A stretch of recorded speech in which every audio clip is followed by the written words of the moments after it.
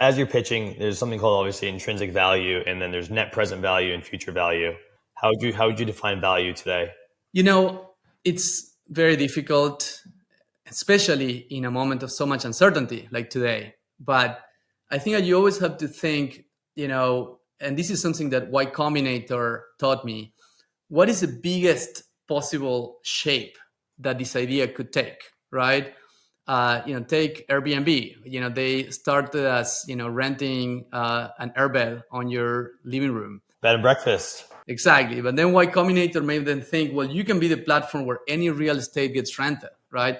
Similarly, when we went with Pachama, and I'd love to go into Pachama now, but they told us, well, what is the biggest possible shape that this idea can take? And then you can make a market sizing assessment that is about the future that doesn't exist. And then you put a probability to that. It doesn't mean that this future is going to happen, but if it happens, you will build something massive, and then the adjusted value of what you're building, it's worth the investment, right? I think that's a way to think about venture style startups. For other types of business, there might be some more analytical ways of valuing cash flows and kind of like more short-term things. But I think when you're starting something new that has a big transformational power, it's about imagining that big vision, that big market size, and your role in that market size, and then adjusting it by the probabilities. Yeah, I think that's a great way of putting it in perspective, right? I actually invest in a lot of founders, startups, search funders, as we call it. People want to go buy these small businesses. And I look at value in a very similar facet. As there's a dream outcome that's right here, and there's the probability of achievement. And I'm trying to like bridge that gap as much as possible. Yeah. Hopefully that the story that you're telling me along the journey for the next 5 years can get me from point A to point B with the least amount of friction, right? And I like the way that you go compel that. You probably sat in front of Sam Altman at Y Combinator and pitched him this luggage over here that was tracking where your luggage is going all over the world. And I think that's a fantastic way of going about it. And now you've started Pachama. You've taken probably a lot of time in between both companies, I assume, to really think about how you can go make real impact and what your purpose is on what kind of company you want to go build today. Yeah. Walk me through Pachama. Tell me why you built this company. Yeah, I took about a year between the sale of my last company and the beginning of this new one. And during that year, I traveled. In one of my trips was actually to the Amazon rainforest, which is this massive ecosystem that is just visiting is transformational, right? And I came back from that trip both inspired by the power of nature and also worried about the deforestation that is still happening in the Amazon rainforest, and it's happening around the world, unfortunately. We are destroying these ecosystems to just, do cattle ranching or to dig gold or to, do things that can be done more productively in a different land. And this is just because we don't value nature itself.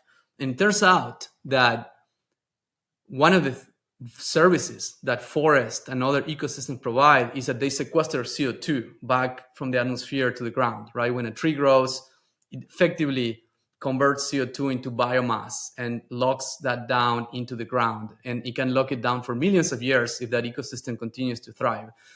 And in a scenario like what we have today, where we have put too much CO2 into the atmosphere, that is producing global warming, and that is a big crisis for humanity. We should give value to carbon, and we should pay landowners, land stewards for the carbon that they're sequestering. That's something that I kind of arrived as I was talking to people and making sense from first principles. But then I came to learn that there was already a carbon credits market. There was a market in which companies, especially the biggest companies in the world, were committing to measure their CO2 emissions, to reduce, and then to compensate by investing in carbon credits. And then those carbon credits could be given to landowners that would reforest or increase the size of their forest or just conserve forests that were under threat. And I found it fascinating that we could create and in our case, help expand a market for environmental services. And land is the biggest asset in the world. Land is what the planet is made of. And today we value land in a very distorted way because we don't give value to the environmental services that the land provides. Now, this market, the carbon credits market, was very interesting, but it had many problems. The biggest problem was a problem of trust. You're a company in the US, you need to send a check to Brazil, and you need to trust that a landowner in Brazil is going to plant trees so that you can claim that your product is carbon neutral, right? And that, of course, is not easy to do. The way that used to be done was by sending an auditor every 5 years to go and check in a sample of the forest whether the trees were there, right? And of course, that led to a lot of people taking advantage of the system, right? And phantom forest or exaggerations of the numbers, and that led to people criticizing this market, and that unfortunately was an obstacle. The technologies that we saw that could be transformative here were satellite data and AI, right? Coming from a previous company where we use satellite data to track the luggage, I was aware that we are launching new satellites every week. Thanks to companies like SpaceX that made reusable rockets, faster and cheaper to launch objects to space, and thanks to big advancements in computing that allows satellites to shrink, we have now the chance to observe every corner of the Earth with satellite data on a frequent basis. And then with AI, we can process that data to automate the monitoring, the reporting, and the verification of carbon credits projects. So that was a core idea. No one was doing that at the time. And so we came to market with the proposition, we're going to help companies that want to invest in high quality carbon credits around the world source and diligence and send money to those projects. And then in turn, we're going to help those projects complete their package and get access to the financing from corporates and from investors that want to invest in these projects. And today we have helped, over 100 projects in 15 different countries get access to tens of millions of dollars from some of the biggest companies in the world, the likes of Salesforce and Amazon and Nespresso. And it's been fascinating to see the power of an idea and the power of technology to bring more trust. Of course, we're still at the beginning of our journey and we have many challenges in front of us, but it's been great to see already, the flow of capital going towards protecting and restoring nature. Diego, there's a lot to unpack here. I mean, what you're doing is incredibly unique, yet incredibly complicated at the same time. Yes. And it warrants, the investors that you brought to the table. Imagine I am a fifth grader right now. I don't know anything about carbon credits today. What does a sales process look like to go from, your initial land that you're looking at to then deploying capital to then getting a carbon credit for a consumer? Yeah, good question. It is complicated and at the same time is quite simple, right? There is land, and in that land you can plant trees, or you can make the trees that you have already grow bigger, or you can keep a forest standing that otherwise would be cut down. If you do that, you can get credits for the carbon that you're sequestering. And if you're a landowner, you can go and enroll into a program, or if you are a project developer, similar to real estate, you can go and enroll a lot of landowners in your region to do that. And then you measure and estimate how much carbon you will generate over the next few years. With that, you can submit to companies or investors that want to invest upfront into those projects.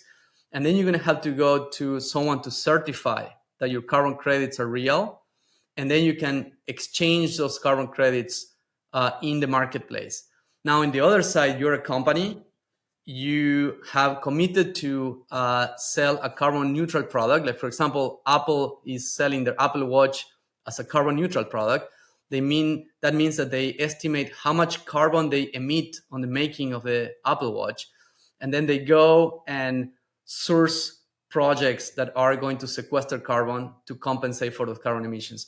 Now, we act as a connective tissue between these parties. And our technology is what allows us to observe those lands, those forests from afar, and to independently check the validity of the claims.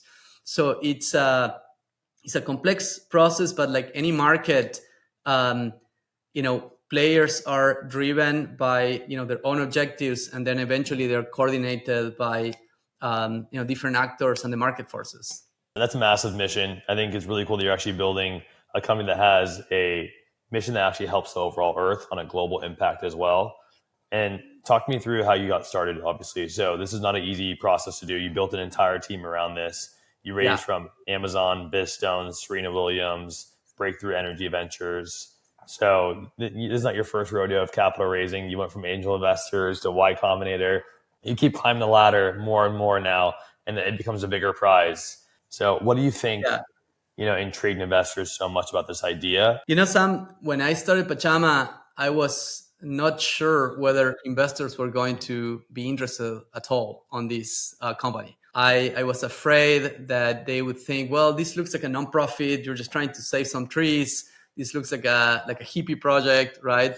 and some did. Frankly, some investors did say, like, Diego, this is a great idea, but it's not for me. But interestingly, I think we hit a chord with investors that saw what we were talking before. There is a future in which the global economy needs to address climate change, and therefore is under strong pressure to put a price on carbon and have to pay for the carbon emissions that it produces. And that creates a massive carbon market where billions, actually hundreds of billions of dollars, flow from the economy towards landowners that can sequester that carbon back into the earth. And we have almost 1 billion hectares of land available for restoration that could receive funding from an economy that needs to compensate gigatons of CO2. If that future happens, then there's going to be a company that will help architect this market and will help transfer those hundreds of billions of dollars, and that company will be really big. Now, the chance of that future happening is probably low because, for example, right now we are in a geopolitical moment in which climate change is not top priority for many governments. But again, we're looking at the long arc of the future, right? And so I think that rationale resonated with many investors, and interestingly, with some of the most successful investors, people who already made money. And now they're not thinking about making money, they're thinking about what future planet are we going to inherit to our kids? What's the point of being a billionaire if the planet is going to be burning, right? So those type of investors, the likes of Chris Sacca, Paul Graham, Bizstone, and many others said, I like this, I want to support you, you are an experienced founder now, and we want to come into the journey with you.